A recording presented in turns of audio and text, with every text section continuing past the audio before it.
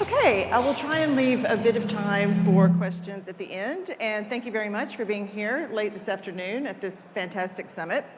Again, I am in the Political Science Department at the University of Canterbury, but my specialist area is science and technology policy. And in that, I tend to look at artificial intelligence as one stream and biotechnology is the second stream.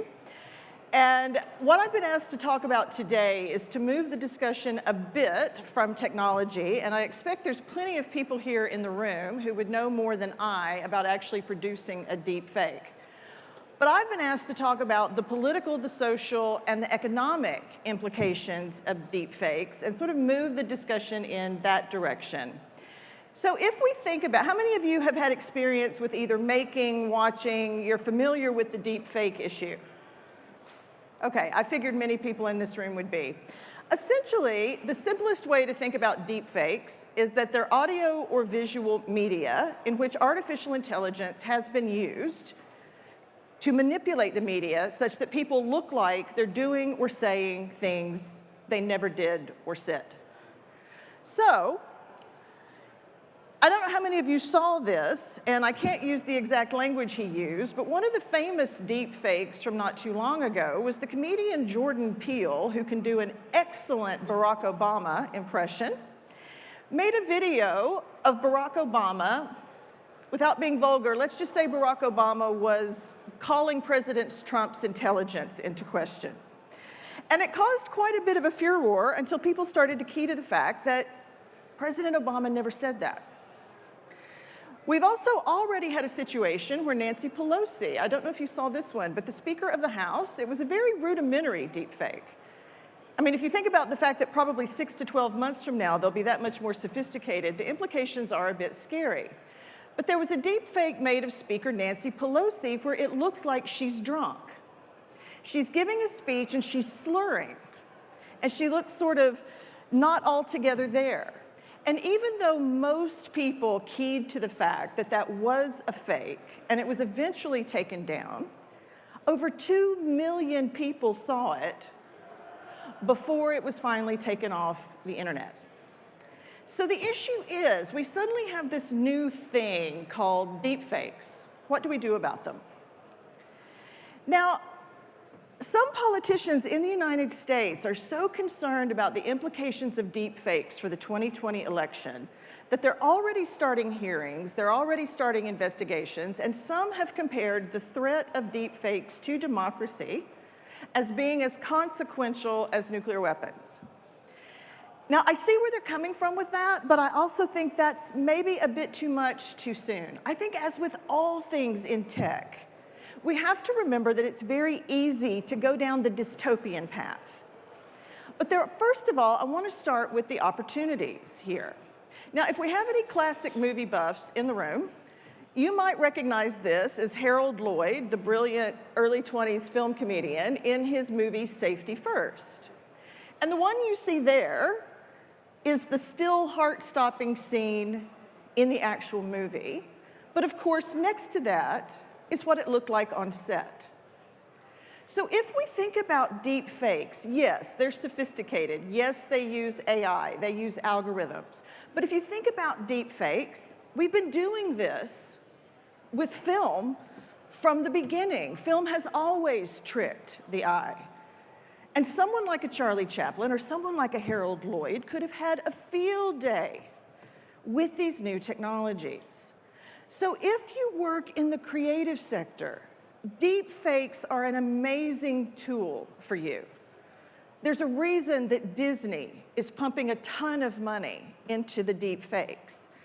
I don't know, maybe your kid can go fight the dinosaurs in Jurassic Park or something. That would be universal. So in the entertainment industry, you have extraordinary opportunity, and it probably wouldn't surprise anybody that the first effective profit-making use of deepfakes has been in the pornography industry. Does this shock anyone? Okay. Lots of celebrities have been filing lots of lawsuits because they are being deep-faked. Angelina Jolie, various people you could think of, being deep-faked into existing pornographic films, and for obvious reasons, they don't particularly care for that. But again, if we think about legitimate, if you will, entertainment, the possibilities are endless. Another area where deepfakes are likely to have a massive economic impact are in what is being called personalized advertising. So if you look at marketing or advertising, the ability to segment your audience and to target and reach very, very nuanced and well-defined demographics is increasing rapidly. So some of the issues, if we look at deepfakes in marketing and advertising, are the ability to seamlessly seem as if you're using new languages. Has anybody seen the David Beckham public commercial for the Malaria Must Die initiative? It is brilliantly done, and it's essentially a deepfake where David Beckham speaks the message first in English, and then he speaks, or seems to speak, in 8 other languages.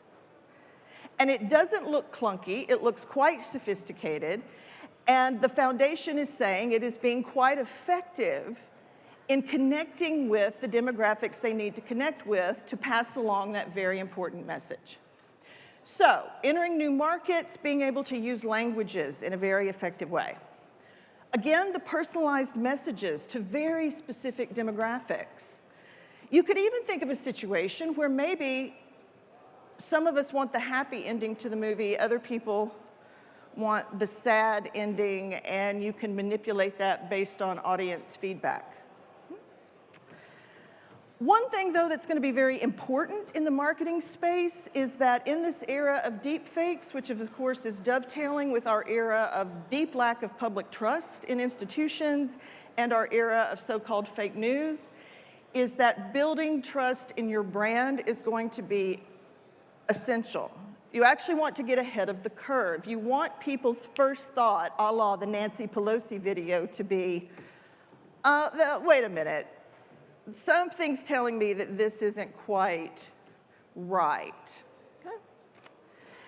Responding to crisis. Virtually all of the marketing information in the deepfake space, the corporate information that's coming out, is make sure that an ability to respond to a potential deepfake attack on your brand or your product, that you're in front of that. Be ready to go before it happens. And again, the instant market segmentation. So if we look at deepfakes, the possibilities economically, creatively, using them in education, for example, are very profound. So I don't want to just go down this dystopian path. But as with all things technology, the potentially dystopian is there. And we do need to be mindful, particularly in this very divisive, chaotic world that we are living in at the moment, of the potential for deepfakes to do some very real political and economic damage. So if we move to the threats, well, first of all, brand sabotage. Again, the problem with deepfakes, while there will always be sophisticated, techie-type people who probably get pretty good at figuring out, okay, that looks a little dodgy to me. But think how fast the typical person gets their news feed. It's just this stream of information that we're in 24/7, right? So if you think about the fact that, one, these tools are democratizing. It used to be really hard and expensive to make a good movie. But as with movies, deep fakes, if you know what you're doing, are relatively accessible to trolls and to hackers, as well as to professionals.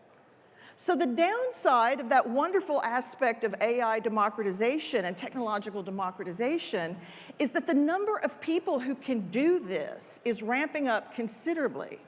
And when you add to that the speed, we already know that the Pentagon in the United States is spending millions of dollars on some very smart people who are developing algorithms that can detect deepfakes. So for every technological problem, there's potentially a technological solution. But again, it's the speed of it and the seeming veracity of it. It's that combination which is arguably quite problematic and which we need to think about beyond tech circles. We need citizens thinking about this. We need corporates thinking about this. We need the government. We need Parliament thinking about this. So brand sabotage is one problem. There's already been an experience in the European Union wherein a gentleman was so convinced on the phone that the person he was listening to was his boss that he transferred over 200,000 US dollars to the wrong account. He finally keyed to it when he got a second call later that day, that was just too strange. But the $200,000 was long gone. And again, that's how convincing it was, this audio with this man that he works with every single day. So we have brand sabotage. We have the potential for graft and corruption. I don't know how many of you have seen it, but we also have the potential for what is being called celebrity afterlife. And right now, you can go on the internet and Google the speech of John Kennedy, the speech that he gave at the Dallas Trade Mart in November of 1963. Very convincing. The problem is he was scheduled to give that speech, but was assassinated before he ever gave it. And with the use of the deepfake technology, they now have an audio that sounds to the untutored ear as incredibly convincing. Now, as an educator, if you've got some background, if you're maybe a boomer or Gen X or a little bit older, you might have enough historical background to kind of key to, wait a minute, he couldn't possibly have given that speech because he had been assassinated and it was later in the day. Think about young kids just learning. Another issue with deepfakes that is deeply troubling is the way that it literally will allow people who want to, whether for creative reasons, trolling reasons, disruptive reasons, to literally rewrite history. Right, we're a long way away from Stalin just wiping people he didn't like out of the photographs. Literally people giving speeches they never gave, actions that they never did, right? Events they were never a part of. Another potential issue here is what's called being the weaponization of deepfakes. And this is the one that gets many, many people in the United States excised, and I think for obvious reasons. Robert Mueller has not been successful, even many people on the left concede, in coming up with any conclusive proof that President Donald Trump colluded with the Russians to swing the 2016 election. That's why we're still hearing talk of impeachment. It'll be interesting to see if that talk were ever to turn into action, because even Mueller conceded in his testimony he didn't find that incontrovertible piece of evidence.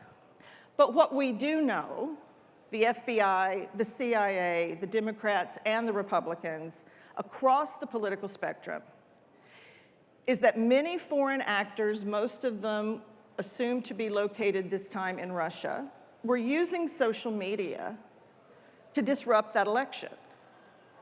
They were dialing into that Twitter echo chamber that people could easily fall into, whether on the left or the right, those chambers of hatred, where you just kind of get the same message and the same false message and the same poisonous message, but it's the only message you're hearing. So that was just using social media. That was just using Facebook and Twitter, for example. So one of the concerns in the run-up to the 2020 election, which we can anticipate will be even more divisive than 2016 was, is that the tools at the command of people who want to disrupt an election, they're there, they're available, smart tech people know how to use them, and there are plenty of actors who have a vested interest in destabilizing issues, whether it's the US presidential election or, say, the Brexit debate that's going on right now. So if we really think, for me, as a political scientist, while I think there are so many wonderful opportunities, and I'm a little bit worried that deepfakes are going to sound so scary that all the regulators are going to want to jump in and the politicians are going to want to jump in and they want to create a bunch of new laws. We might not need new laws, but we might need to use our existing laws more intelligently. Laws around privacy, laws around harassment, laws around defamation, for example. And the bigger issue here, which I think Scientific American just nails it with this question, it might sound a bit of a dramatic question, but I think it's actually worth pausing to ask it and think about it. Is democracy going to survive big data and artificial intelligence? Because for all of the wondrous things that they bring us, what do democracies depend upon, even in our cynical age? You have to have faith that election results are fair and accurate. And I tell my students, I teach contemporary American government. And in my lifetime, I know there have been the 20s, the 60s, that sort of thing, but in my lifetime, I tell them I cannot explain what is going on in the United States right now. It is the most divided and the most contentious that I personally have ever seen it.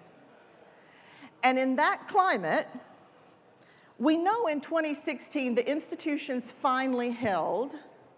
A lot of people didn't like it, and they've been protesting from day one.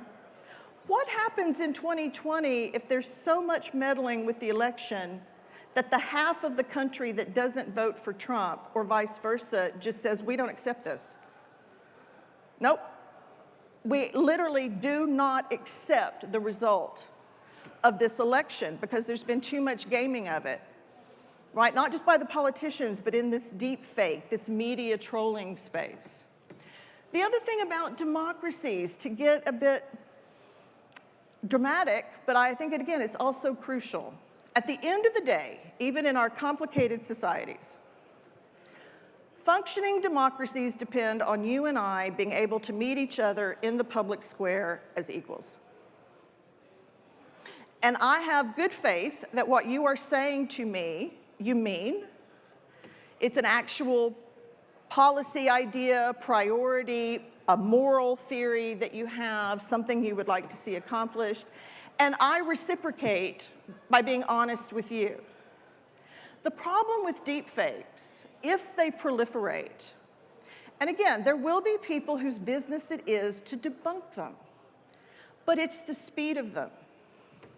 Imagine, related to the political sphere, so we've talked about elections, imagine the damage that could be done there. What if a bad actor mocked up some sort of deep fake that made it look as if there was some sort of disease outbreak in New Zealand agriculture? Now, you'd respond quickly, you'd respond well, but we know that markets tumble every time President Trump sends out a tweet, right? It's the speed of it. Will we be able to keep up even with those who are developing the technologies that allow us to eventually go, okay, well, that was fake. But the damage has been done. So whether it's economic damage, whether it's damage to the history books, whether it's damage to a free and fair election, all of these issues, I think, are going to need a serious looking at, because I do believe, pace, Scientific American, for all the benefits these technologies are bringing, they're bringing a lot of challenges with them, and we haven't really had time to catch up to those challenges. In fact, a colleague of mine in California said quite recently at a conference, I feel like we made the children of the world our sort of experimental subjects for Facebook and Twitter. And we don't know yet. The data's still coming in on what that's doing to how they think, how they perceive reality, the speed with which they can process information. So I think the challenge is actually very deep, very serious, and it's one that we need a lot of thinking on. But to not leave you in a totally dystopian space, what might we do? Well, one of the issues I'm working on with colleagues in the engineering college and various colleges up at Canterbury is this notion of augmented democracy, where we use the technologies, even though that's important, but not just to make ourselves more efficient or make ourselves more productive, or entertain ourselves better, but we actually use these technologies to recreate and reaffirm actual participatory democracy. Now that's a big ask, and we're in the very early days of trying to figure out what this would look like. But one of the issues I'm very passionate about is in an era of deepfakes, media and technological literacy, I would argue, is just as important to the students of today as numeracy and literacy are. I think those two things remain important. But media literacy, and I don't mean by that just being able to code, though that's a great skill to have. Whether a person can code or not, whether they have an engineering mindset or not, we need people to feel that they can ask questions of these technologies and of the people that produce them. Because the people that produce these technologies, a la the Silicon Valley billionaires, have a great deal of economic and political power. And even though if you grow up in it, if it's what you do, it just seems like the way things are, you sometimes have to remember, if you are yourself technologically sophisticated, how intimidating some of these technologies can be to the layperson, who doesn't necessarily feel that they even know the right questions to ask, or isn't even quite exactly sure what algorithm exactly might mean. Right. So technological and media literacy, starting from the earliest levels, not to make children cynical, but to make them skeptical. What am I looking at here? Who's got a vested interest in this message that they're sending me? Is there anything about this that might be a clue that this doesn't quite stack up with what I know about that company or that person? We need to reinvigorate the public square. I think online learning, as a parallel example, is a fantastic thing. I don't think we've begun to mine the possibilities. But I also think that even with the most sophisticated online learning, there's always going to be a place for that one professor in a seminar room with 10 people hashing it out face to face. And you have to deal with that person across the table, that person whose gum chewing is making you crazy. That person that you look at and go, how could any sentient person have that point of view? And you have to work it out, right? So just as in education, I think we want to claim the online spaces, but we don't want to lose the face-to-face spaces. And I think for all of these sophisticated technologies, having that space where people must interact, a la something like this, remains extremely important, and we need to ensure that those opportunities are available. Smart regulation of big tech. Again, I don't think we need to rush in with a lot of new laws that shut down creativity or freedom of expression, but I think we need to take a look at the existing laws and a look at what is possible with these deepfakes, and think about how we take a 20th century model and we update it for the 21st century. We need some global rules of the road. Now, how you enforce these, I do not know in this complicated world we're moving into. But if New Zealand swears off the use of deepfakes, which I doubt New Zealand would be interested in meddling in other people's elections, that doesn't seem very Kiwi to me. Well, that would be a wonderful stance to take, but what good does it do if the US, China, Russia have decided that they are going to use these technologies to undermine the politics of other countries? So while these are national issues, they are also global, and that's where the real sticking point is going to come in, I think, or we're going to meet the sticking point. And finally, again, this notion, you want to be careful that it doesn't just turn into a buzzword, but artificial intelligence for good. There are many companies who are thinking seriously about, yes, companies need to make a profit. Yes, people should be rewarded for innovation and risk-taking. That is something I personally feel quite deeply. But we are in a world where there is a significant pushback. And if someone like an Elizabeth Warren becomes president of the United States, you can expect a level of tech industry regulation that we've not seen in decades. If we extrapolate that out to the rest of the world, Citizens have to be responsible for the media they consume, and politicians are responsible for the rules of the road. But I do also think that those forward-thinking companies that do include a social dimension in their operations are probably going to end up ahead of the game. Because I think it's going to require all of the stakeholders, the public, the private, the corporate, the individual citizen, all of us thinking through this massive experiment in how we can best use artificial intelligence and new media to enhance rather than destroy democracy. So, thank you very much. Appreciate your attention.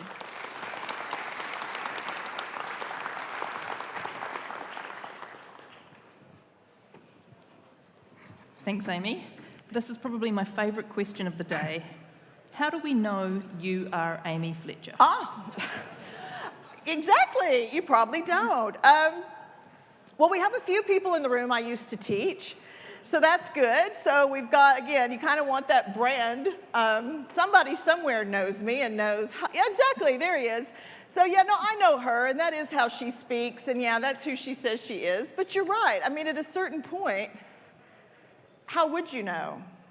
And I don't like to put myself down. I, have enough of an ego to go around, but I don't know, maybe we could just layer Hillary Clinton's face over mine, let her do the talk. I mean, if you think about the implications for the whole speaking circuit, it is actually pretty fascinating.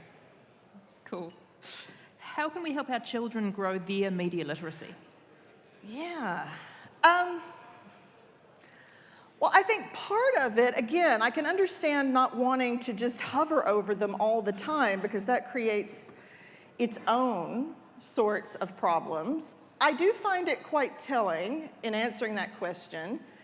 A lot of Americans were very surprised recently when a newspaper article hit, I think it was the New York Times, a prestigious, visible newspaper like that. Tim Cook, the current CEO of Apple, told his nephews they don't get to use an iPad until they're 18. Steve Jobs did not let his children use cell phones. And most of the tech elite in Silicon Valley send their kids to, if they can get them in, to a very exclusive school that bans laptops, cell phones, and all forms of electronic equipment. So again, I love my laptop. I couldn't live without it. I couldn't live without the internet. But I bring that up in answer to the question as a side, and now coming back specifically to the question. I think we do need to recognize, if I'm blunt, that we have been the experimental subjects of companies that have had products to sell. And while these companies have many, many areas where they are contributing, whether it's in education, health, and the like, I firmly believe that, I think maybe we've allowed media to infiltrate too many parts of our lives, and we are going to have to decide for ourselves. I don't want to impose my views on any one person, but I think some time out for kids. And I know those of you who have kids say, oh yeah, right, I'm going to take that phone away from my 13-year-old. No, thank you, don't want that fight. But I think it's something we need to think about, our technology-free zones. Okay, thank you. What do you think are the most powerful positive outcomes from deepfakes? Oh, I think entertainment. Cool. I think the fact that, so many people will now be able, it's the same thing, I don't know if any of you saw in the paper that great story about this local couple who had a song that went up, I think, on Spotify, and then they got a record contract for it. Like 300,000 plus people downloaded it. It's just a couple with 2 kids in a rural community in New Zealand, and they make music, and now they're actually breaking into the big time. Those are the great stories. So deep fakes for entertainment, deep fakes for education, I think those are the things I would like to see nurtured. And I have no problem with nurturing them and having people make a profit. Mm-hmm. That's your sweet spot. Mm. But I would like to see more money going into that than into the kind of deep fakes that are weaponized and are used to harm people. Awesome. Okay, there's more. How might we reproduce the virtual online trust that arises from meeting and debating as equals in the physical market square? Can we? I think that's an open question. We'd have to get the psychologists in there. Again, I know there's some amazing progress being made in online conferencing, and certainly that's a major issue at Canterbury. Even leaving all this other stuff aside, if you really want to cut into climate emissions, academics need to stop flying all over the world. So we're getting better, and there's more and more competitors moving into that space with ever better platforms, which I think is fantastic. Whether we can completely replicate the luck, the synergy, oh, I ran into this person at the coffee stand and they had a great idea, I decided to invest in it, and now it's the next Apple. I don't know if we can replicate that online.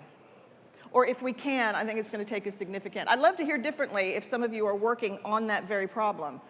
But I think it's going to take a long time to replicate just the luck and the chance that can be a part of a good face-to-face meeting. Cool. Okay, we've got time for one more. Do you see a future where the New Zealand political space can be affected by deepfakes, or do you imagine this isolated to large nations like the US? I think so. Again, New Zealand, in some ways, I mean, again, if you look at the United States or you look at Britain right now, and you look at the complexity and the divisiveness and the hatred and the anger and just this moment that seems so intense, I think New Zealand can feel sort of blissfully not that. But we do know that March 15th happened.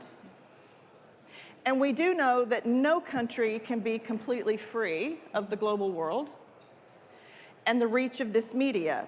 So while it may not be that any particular actor seeks to disrupt an election, I don't mean to panic anyone, but as a hypothetical, to me, it's that agricultural example I used.